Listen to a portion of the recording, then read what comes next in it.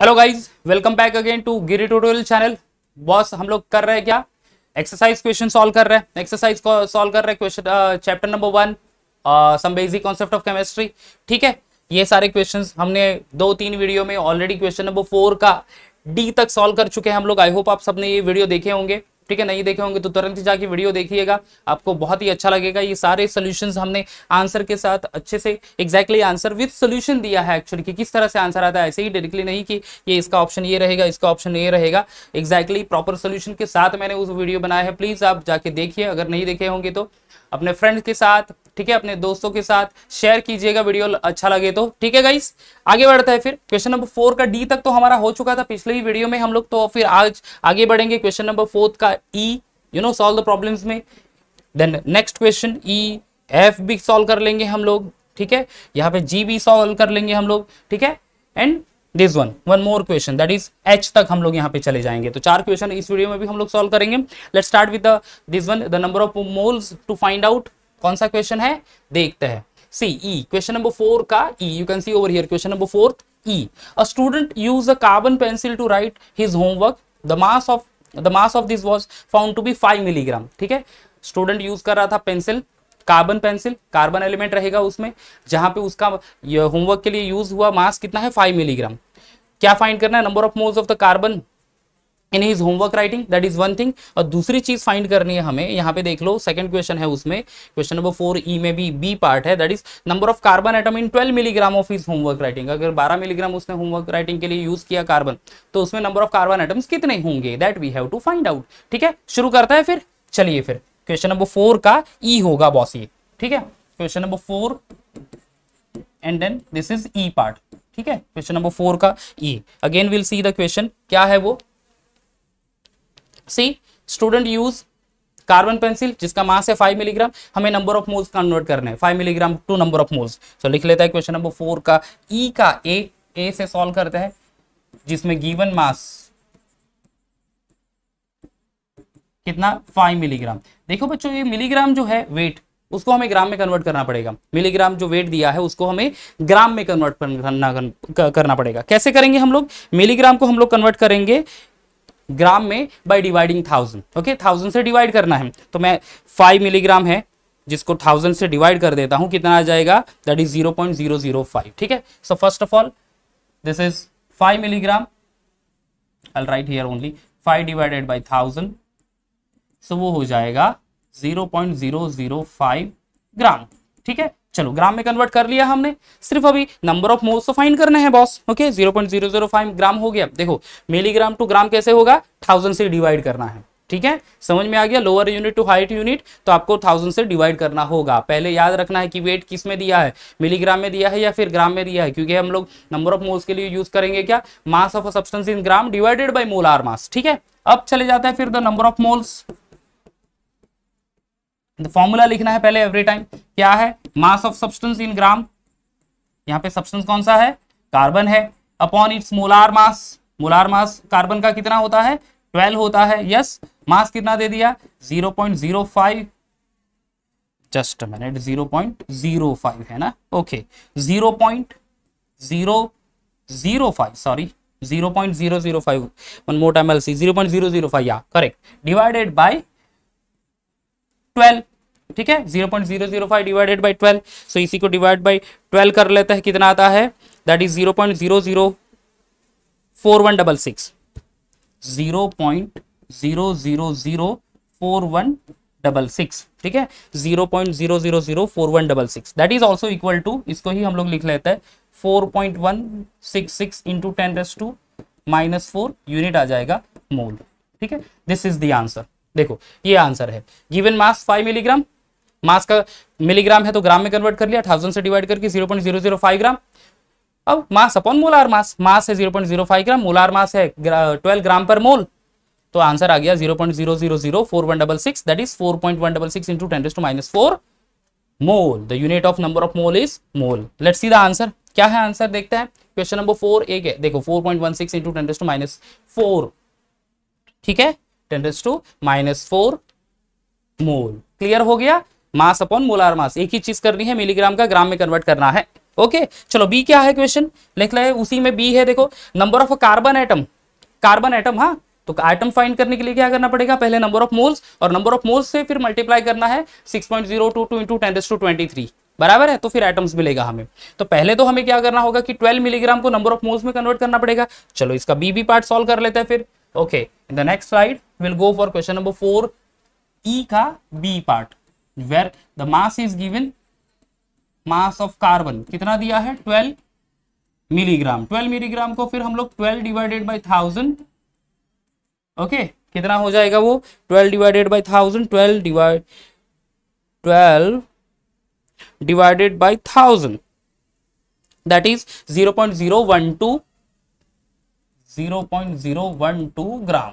चलो ये तो हो गया मास। अब इसका number of moles and number of moles के बाद फिर नंबर ऑफ एटम्स। चलो तो फिर शुरू करते हैं। नंबर ऑफ मोल्स,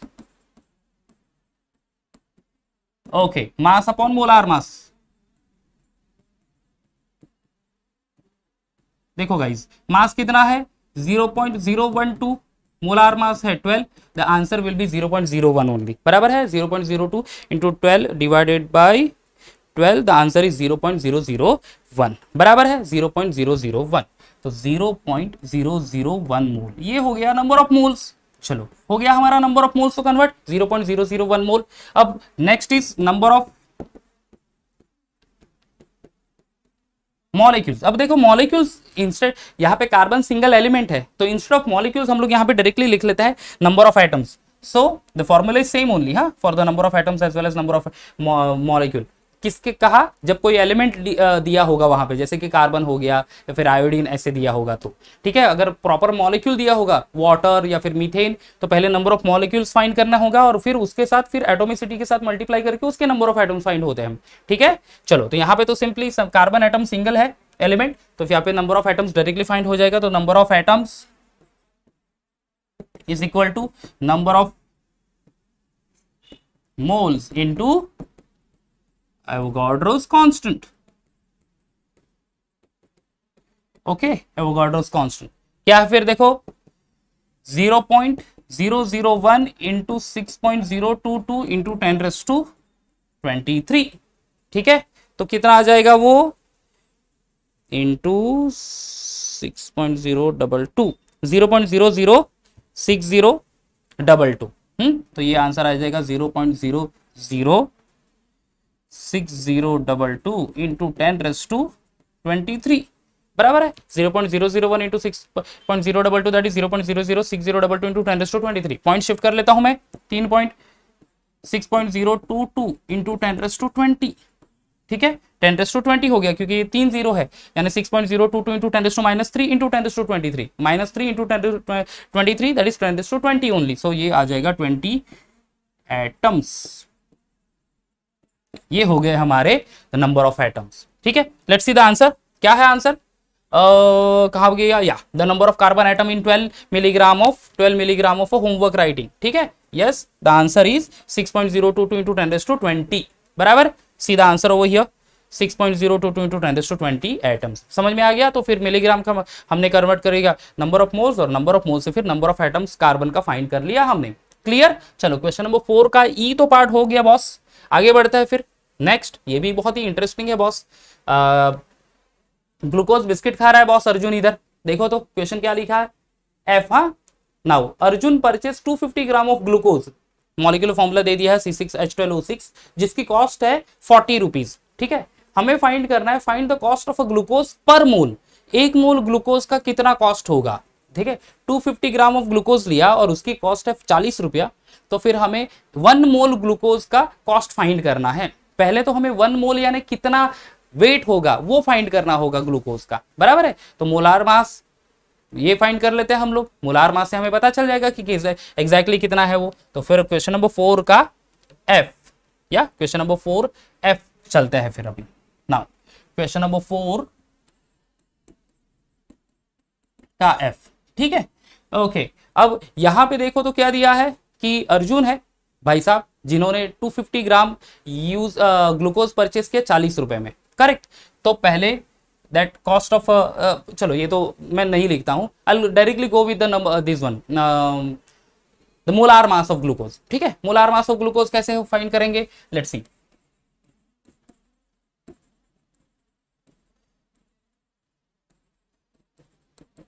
ग्लूकोज क्या है फॉर्मूला, C6H12O6, C6H12O6, कार्बन का एटॉमिक मास कितना 12, तो 12 इंटू 6 प्लस हाइड्रोजन का एटॉमिक मास कितना 1 इंटू 12 प्लस ऑक्सीजन का एटॉमिक मास 16 इंटू 6 कितना आ जाएगा 72 प्लस 12 प्लस 96, ये आ जाएगा 180 gram per mole.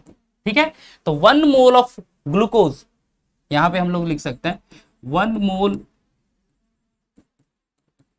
Glucose is equal to 180 ग्राम। देखो मोलार मास फाइंड कर लिया, तो वो हो जाएगा 1 ग्राम पर मोल में, यानी 1 मोल ग्लूकोज का वेट कितना है 180। ठीक है, 180 ग्राम, molar mass is 180 gram per mole, so the mass of 1 mole of glucose is 180 gram. अब यहाँ पे क्वेश्चन देख लो, तो वापस से देख लेते एक बार, क्या कहा है यहाँ पे, अर्जुन ने परचेज किया 250 ग्राम ऑफ ग्लूकोज जिसकी कॉस्ट है 40 रुपीज। अगर 250 की 40 रुपीज है तो सिंपली 180 ग्राम का कितना रुपीज होगा, क्रॉस मल्टीप्लाई करना पड़ेगा। So now will go for over here, now 250 gram is equal to 40 rupees. ठीक है, 40 रुपीज है, तो फिर 180 ग्राम में का कितना कॉस्ट होगा, सिंपल इज दैट। अभी मैंने किया क्या यहाँ पे, सिर्फ ग्लूकोज का मोलार मास फाइंड करके उसका मास कितना है वो फाइंड कर लिया, दैट इज 180 ग्राम। 180 ग्राम हो गया, तो 250 का 40 रुपए, तो 180 का कितना, therefore cost of glucose, cross multiply करेंगे हम लोग, 180 इंटू 40 अपॉन 250। ठीक है, 180 इंटू 40 डिवाइडेड बाई 250 कितना होगा, लेट्स सी द आंसर कितना है, 180 into 40, 180 into 40 divided by 250, 28.8 rupees होगा। ठीक है, लेट्स सी द आंसर कितना आता है, कौन सा वाला है, एफ, या 28.8, तो दिस इज करेक्ट आंसर। देखो तो क्या किया हमने, 250 ग्राम का कितना रुपया था, 40 रुपया था, तो 180 ग्राम का फिर हमने फाइंड आउट कर लिया, दैट इज 28.8। क्या किया, 180 क्यों लिए, क्योंकि 1 मोल ग्लूकोज का मोलार मास है 180 ग्राम पर मोल, यानी simply 1 mole of glucose having 180 ग्राम, तो फिर 180 ग्राम का फिर हमें कॉस्ट निकालनी थी। 1 मोल ग्लूकोज इज इक्वल टू 180 ग्राम। ठीक है, 1 मोल ग्लूकोज इज इक्वल टू 180 ग्राम, तो 180 ग्राम का हमें क्या फाइंड करना था, कॉस्ट फाइंड करनी थी। समझ में आ गया बॉस, इजी है, very good. Next question number 4 का एफ तो हमने कंप्लीट कर लिया है, नेक्स्ट चले जाते हैं क्वेश्चन नंबर 4 का, फिर हम लोग जी पर। ठीक है, क्वेश्चन नंबर 4 का जी पार्ट हम लोग देख लेते हैं। दैट यहाँ पे हमें देखो, the question is natural isotopic abundance of boron 10 is 19.60%। ठीक है, परसेंटेज दिया है boron 10 one of the isotopes, and boron 11 का दिया है 80.40%। ठीक है, boron 10 19.60, boron 11 80.40। The exact isotopic masses of boron 10 10.13, boron 11 11.009 respectively. तो calculate the average atomic mass of the boron. ठीक है, एवरेज एटॉमिक मास फाइंड करना है हमें। ठीक है, चलो बढ़ता है फिर आगे, क्वेश्चन नंबर 4 का जी है, ये लिख लेता हूं यहां पे, क्वेश्चन नंबर 4, क्वेश्चन नंबर 4 जिसका पार्ट है जी क्वेश्चन। ठीक है, अब यहां पे एक तो कहा है कि 1 is abundance of boron B10 19.60 and B11 80.40। लिख लेते हैं फिर B10 का 19.60 यहाँ पे, I'll write B10 19.60% है एंड B11 कितना है 80.40% है। ठीक है, चलो ये भी तो दे दिया, B10 19.60, B11 80.40, क्लियर हो गया। ओके, उसका आइसोटोपिक मास कितना है, isotopic mass of B10 and B11 वो भी नोट कर लेते हैं। आइसोटोपिक मास ऑफ B10 कितना है वो 10 एग्जैक्ट वैल्यू 10.13 या 10.13 यूनिफाइड मास होगा वो। ओके, एंड आइसोटोपिक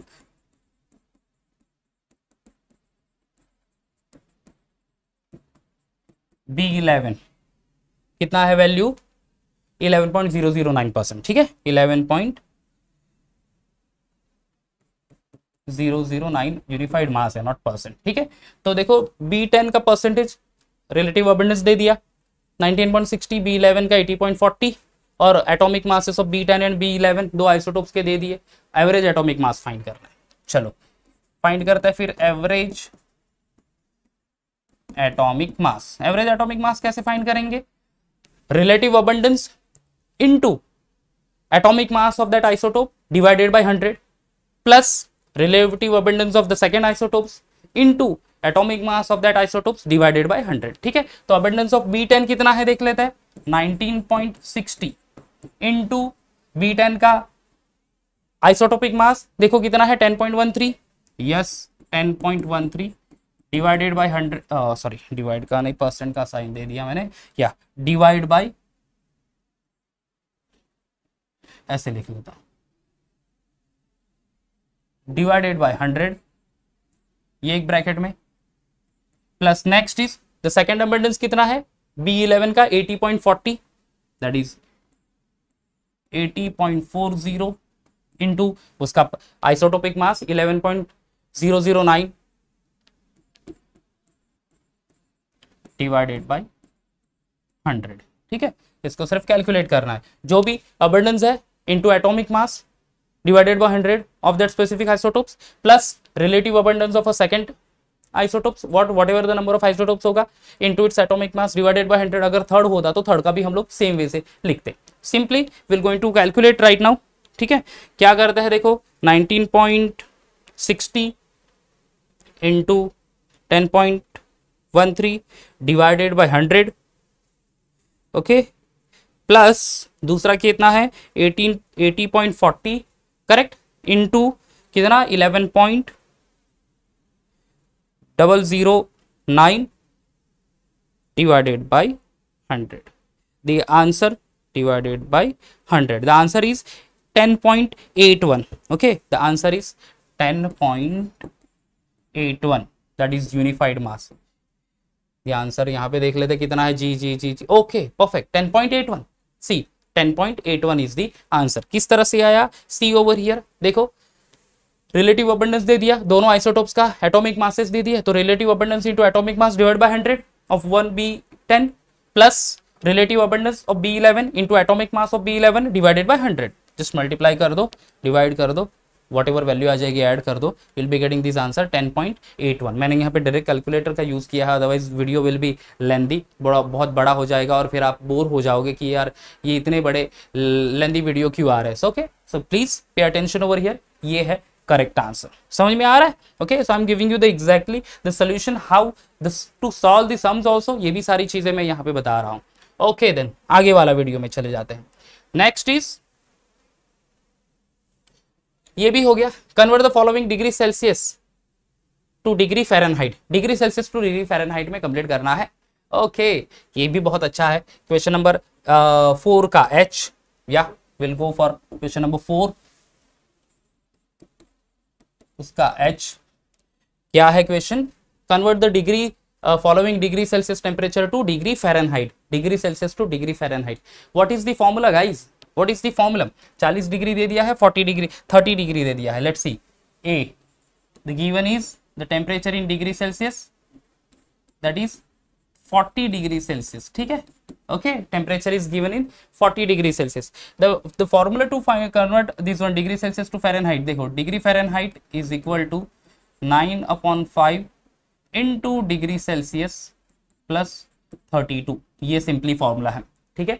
देखो 9/5 इंटू डिग्री सेल्सियस प्लस 32, वही वैल्यू ऐड कर देंगे फिर, 9/5 इंटू डिग्री सेल्सियस कितना वैल्यू 40 प्लस 32, 8 5 ज़ा 40, ठीक है, 8 5 ज़ा 40, 9 इंटू 8, 9 8 ज़ा 72, 72 प्लस 32 कितना है answer, 104 degree Fahrenheit, 104 degree Fahrenheit. देखो सिंपल है, देखते हैं आंसर कितना है इसका, H का A या 104 डिग्री फ़ारेनहाइट, देखो तो 104 डिग्री फ़ारेनहाइट, ठीक है। ओके, समझ में आ गया। चलो बी पार्ट वहीं पे ले लेता हूँ फिर मैं यहीं पे, तो बी का डिग्री सेल्सियस दे दिया है कितना, temperature in degree Celsius 30 degree Celsius I think so ना, एक बार फिर से देख लेते हैं, क्रॉस चेक कर लेते हैं। या B is given 30 degree Celsius. Okay 30 degree Celsius देख लेते हैं फिर यहाँ पे 30 डिग्री सेल्सियस।